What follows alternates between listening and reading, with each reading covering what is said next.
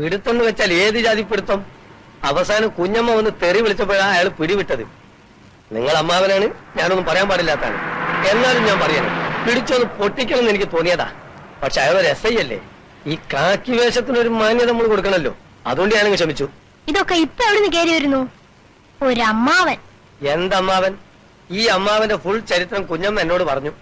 മോഹൻ സാറിന് ശ്രീദേവി അമ്മയുടെയും കല്യാണം നടക്കാതിരിക്കാൻ അതിശക്തമായി പാരവെച്ച വിദ്വാനാണ് അത്ര ഇദ്ദേഹം. അതുകൊണ്ടായിരിക്കുമല്ലോ ഇതുവരെ ഇങ്ങോട്ട് വരാതിരുന്നത്. വരാൻ മോഹൻ സാർ സമ്മതിച്ചില്ല. ഡാഡി സമ്മതിക്കാത്ത ആളുകളെ നമുക്കും വേണ്ട.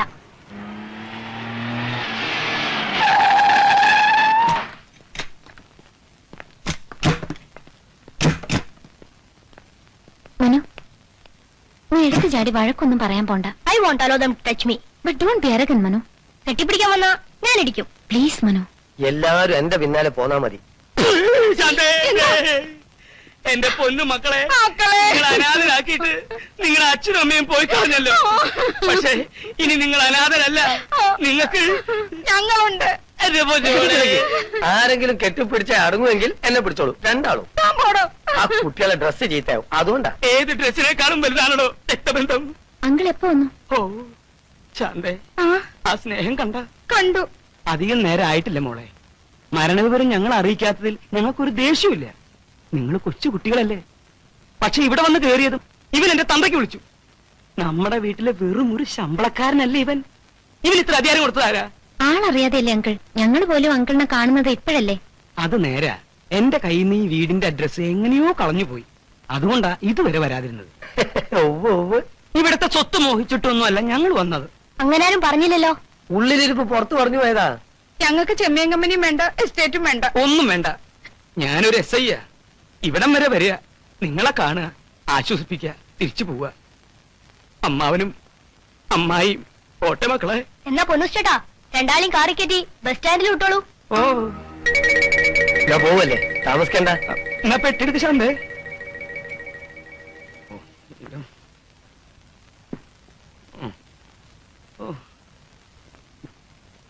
തീർന്നില്ലേ? ആദ്യം വാതിലൊന്ന് പണ്ടാറടക്കി. എല്ലാം തീർന്നില്ലേ? പെട്ടിയെടുത്തോ, നമുക്ക് പോവാം. ഇല്ലാത്ത കാശ് മുടക്കി ബസ്സും കാറും പിടിച്ച് ഓടി വന്നതാ. ഞങ്ങൾ പോവാ. ഇത്ര പെട്ടെന്ന് പോകാനായിരുന്നെങ്കിൽ പിന്നെ എന്തിനാ മനുഷ്യ ഓടിച്ചാടി ഇങ്ങോട്ട് പോകുന്നത്? പോട്ടേന്ന് ചോദിച്ചപ്പോ ആ നരകം പോണ്ടാന്ന് പറയുന്നല്ലേ ഞാൻ വിചാരിച്ചത്. രക്തബന്ധം എന്ന ബന്ധം ഈ മാർക്കറ്റിൽ ചെലവാകുന്ന ഒരു സാധനമാണെന്ന് എനിക്ക് തോന്നുന്നില്ല. പോലീസുകാരനാണെന്ന് വെച്ചാൽ ഇത്രയ്ക്ക് അങ്ങ് വിവരമില്ലാതായി പോവോ? മോളെ,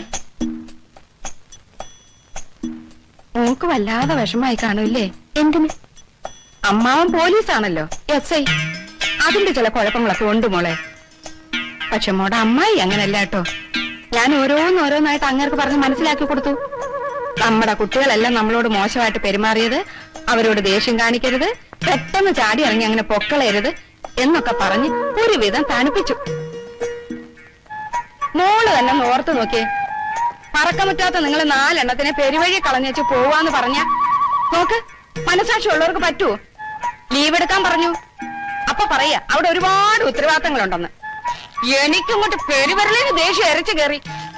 ഈ കേരള മഹാരാജ്യത്ത് വേറെ SI-മാരില്ലേ? ഉത്തരവാദിത്തങ്ങൾ അവർ നോക്കട്ടെ.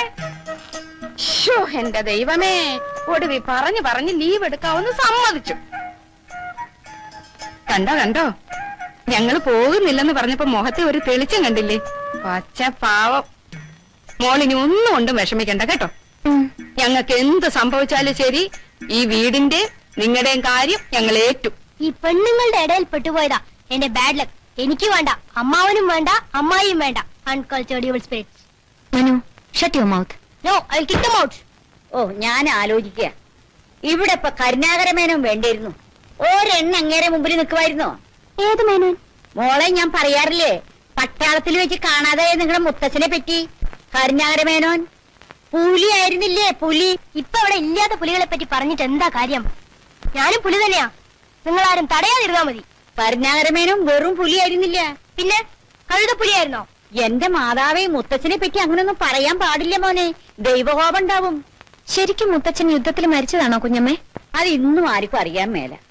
ഏതൊരു യുദ്ധം നടക്കണ കാലത്താ കാണാതെയായത്. മരിച്ചോ ജീവിച്ചിരിപ്പുണ്ടോ എന്തോ. ഞാൻ ഇപ്പോഴും ഓർക്കുക, ഉദിച്ചു വരുന്നൊരു സൂര്യനായിരുന്നു അങ്ങേര്.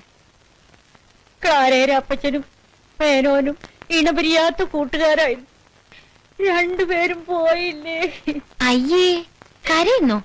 ഈ കുഞ്ഞമ്മ എപ്പോഴും ഇങ്ങനെ മുത്തച്ഛനെ പറ്റി പറഞ്ഞു തുടങ്ങും, പിന്നെ ക്ലാരയുടെ അപ്പച്ചനിലെത്തും, പിന്നെ കരയാനും.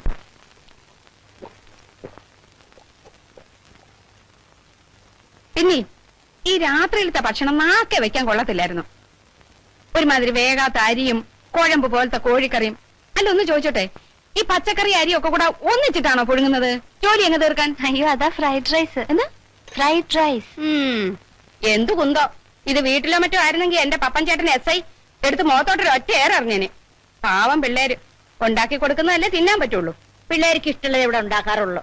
പിള്ളേരുടെ ഇഷ്ടം അനിഷ്ടം നിങ്ങളാണോ തീരുമാനിക്കുന്നത്? ആ, ഇപ്പൊ ഞാനാ തീരുമാനിക്കുന്നത്. എന്നാ ഇനി അത് നടപ്പില്ല കേട്ടോ. പെണ്ണും പിള്ളേക്ക് എന്താ വേണ്ടത്? പെണ്ണും പിള്ളയോ? ഞാൻ ആരാണെന്നാ നിങ്ങളുടെ വിചാരം? പിള്ളേരുടെ സ്വന്തം അമ്മായിയാ. എന്നാ അമ്മായിക്ക് എന്താ വേണ്ടത്? വേണ്ടത് വേണ്ടപ്പ പറയും. പപ്പൻ ചേട്ടന് രാവിലെ പൊടിയരിക്കഞ്ഞും പയറ് പുഴുക്കും നിർബന്ധ. ഉച്ചയ്ക്ക് ഞങ്ങൾക്ക് രണ്ടാൾക്കും കോഴി ബിരിയാണി വേണം. അതിന്റെ കൂടെ നാരങ്ങ അച്ചാറ്, ഉള്ളി അരിഞ്ഞ് തൈരിലിട്ടത്, ചമ്മന്തി, പപ്പടം. എടി ക്ലാരേ, എന്താ അമ്മച്ചി? നിന്റെ കാര്യം ആലോചിക്കുമ്പോൾ അമ്മച്ചിക്ക് വിഷമം. എന്ത് വിഷമം? നിന്റെ കെട്ട് കഴിയുന്നതിന് മുമ്പ് മിക്കവാറും അമ്മച്ചി ജയിലിൽ പോണ്ടി വരും മോളെ.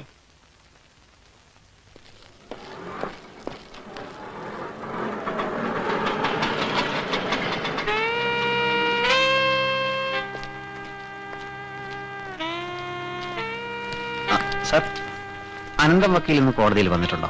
എന്തിനാ? ഒന്ന് കാണാനാ. വല്ല വക്കാലത്തും കൊടുക്കാനാ? കാണാൻ എന്താ വഴി? ചെല്ല് ചെല്ല്, അവിടെ ഉണ്ട്. കോടതി മുടിക്കിടന്ന് വയറക്കുന്ന കണ്ടു. സാർ, എങ്ങനെ സാർ, അനന്തം വക്കീലിന് കേസൊക്കെ ഉണ്ടോ? താൻ എവിടെന്ന് വരിക? ഞാൻ ബോംബെയിലാ, കാലത്ത് വന്നതാണ്. ബോംബെന്ന് ഇവിടം വരെ താൻ അനന്തം വക്കീലിന് വക്കാലത്ത് കൊടുക്കാൻ വന്നതല്ലേ?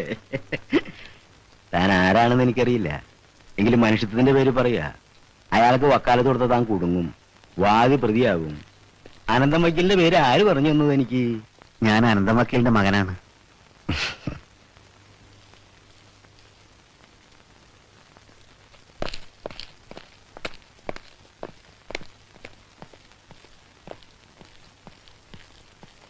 താൻ ഒരു കാലത്തും ഗുണം പിടിക്കില്ലടൂ. തന്റെ പിടിപ്പീടുണ്ടല്ലേ എന്റെ അനിയൻ ഈ ഗതിയിലായത്. തങ്കപ്പ, ഒന്ന് പതുക്കെ പറ, ഞാൻ ഒരു വക്കീലാ. താൻ എവിടുത്തെ വക്കീലാടോ? മൂന്നാം സാക്ഷിക്കും നാലാം സാക്ഷിക്കും പ്രതിയോടുള്ള വ്യക്തിവൈരാഗ്യം തെളിയിക്കാനുള്ള മൂടു സംഭവം തനിക്കാൻ ഓതി തന്നല്ലേ? അതിലൊരു വാക്കെങ്കിലും താൻ പറഞ്ഞോടൂ. അതുകൊണ്ടല്ലേ അവൻ ഈ ഗതി വന്നത്.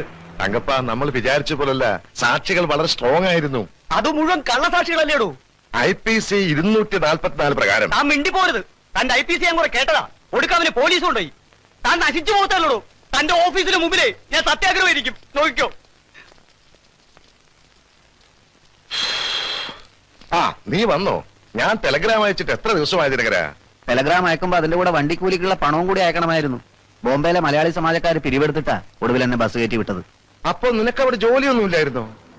ഞാനവിടെ ബോംബെ കളക്ടറായിരുന്നു. എന്തിനാ ഇപ്പൊ എന്നെ കമ്പിയടിച്ച് വരുത്തിയത്? പറയാൻ ഒരുപാടുണ്ട്. ഇന്ന് സന്തോഷമുള്ള ഒരു ദിവസമാണ്. വളരെ പ്രമാദമായ ഒരു കേസിൽ എന്റെ കക്ഷി ജയിച്ചു.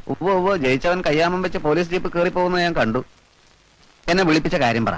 ആ, നീ ഇന്ന് വന്നതല്ലേ ഉള്ളൂ. നമുക്ക് സ്വൈര്യമായി എവിടെയെങ്കിലും ഇരുന്ന് സംസാരിക്കാം. വാ. അച്ഛൻ പറഞ്ഞിട്ട് ഞാൻ ചിട്ടി കമ്പനിയും ഫൈനാൻസിങ്ങും തുടങ്ങി. അതിൽ നിന്ന് പണമെടുത്ത് അച്ഛൻ പല ബിസിനസ് നടത്തി നാശ കോടാലിയാക്കി. അവസാനം ചിട്ടി കമ്പനി പൊളിച്ച് എന്നെ കള്ളനാക്കി. തടി കേടാവെന്ന് കരുതിയാണ് രായ്ക്കരാമാനം കള്ളവണ്ടി കയറി ഞാൻ ബോംബെ പോയത്. അച്ഛൻ വക്കീല്, മാന്യൻ. അച്ഛൻ അറിയോ, ആളറിയാതിരിക്കാൻ കുറെ കാലം ഞാൻ ബോംബെയിൽ താടി വെച്ചാണ് നടന്നത്. ആഹാ, താടി എന്ന് വെച്ചാ വെപ്പ് താടിയോ ഒറിജിനലോ? വെപ്പ് താടി ഒറിജിനൽ വെക്കാൻ താടി രോമം വളരണ്ടേ? എന്താ ദിനകര, ഞാൻ അനുഭവിച്ച കഷ്ടപ്പാടുകൾ നിന്നെ ഞാൻ അറിയിച്ചില്ലെന്നേ ഉള്ളൂ. നിന്റെ കമ്പനിയിൽ ഡെപ്പോസിറ്റ് ചെയ്തവന്മാര് വെട്ടുകത്തിയെടുത്തോണ്ട് വീട്ടിൽ വന്ന സംഭവം വരെ ഉണ്ടായിട്ടുണ്ട്. അന്നൊക്കെ അവസാന കൈക്ക് സഹായിക്കാൻ ഈ മോഹൻദാസ് ഉണ്ടായിരുന്നു.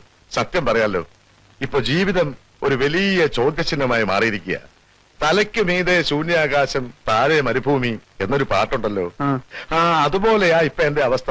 ഒരാള് മദ്ദളത്തോടാ ഇതൊക്കെ പറയുന്നത്. ഒരലിന്റെയും മദ്ദളത്തിന്റെയും സ്ഥിതി മെച്ചപ്പെടാനുള്ള വഴിയല്ലേ ഞാൻ പറഞ്ഞത്. പ്രശ്നമതല്ല, എന്റെ മകനാണ് നീ എന്നറിഞ്ഞാൽ കുട്ടികൾ ആ നിമിഷം നിന്നെ കെട്ടൗട്ടടിക്കും. കാരണം ചിട്ടിക്കമ്പനി പൊളിഞ്ഞപ്പോ ആ വാർത്തയൊക്കെ പത്രത്തിൽ വന്നതല്ലേ. നിന്നെ അവര് കണ്ടിട്ടില്ലെങ്കിലും എന്റെ മകൻ ഒരു കള്ളനാണ് എന്നവര് കേട്ടിട്ടുണ്ട്. അങ്ങനെ അച്ഛൻ അവരോട് പറഞ്ഞു കാണും. ആ, എന്റെ നിലനിൽപ്പിന് വേണ്ടി ഞാൻ അങ്ങനെ പറഞ്ഞു പോയിട്ടുണ്ട്. സ്വന്തം നിലനിൽപ്പിന് വേണ്ടി സ്വന്തം മകന്റെ മുഖത്ത് തന്നെ കരിവാരി തേക്കണം അല്ലേ? ഏതായാലും കരിയായി. അപ്പൊ ആ കരി ഒരു മുഖത്ത് മാത്രം തേച്ചാ മതിയല്ലോ എന്ന് ഞാനും കരുതി. നല്ല അച്ഛൻ. നല്ല അച്ഛനാവാൻ നീ എനിക്കൊരു അവസരം താ ദിനകര. പണമില്ലാതെ ഇങ്ങനെ വെറും പിണങ്ങളായി കഴിയുന്നതിലും ഭേദമല്ലേ ഇത് മോനെ. ഇത് സക്സസ് ആവുമെന്ന് എനിക്ക് ഉറപ്പുണ്ട്. കാരണം കുട്ടികൾ 4 എണ്ണത്തിനും എന്നെ അത്രയ്ക്ക് വിശ്വാസമാ.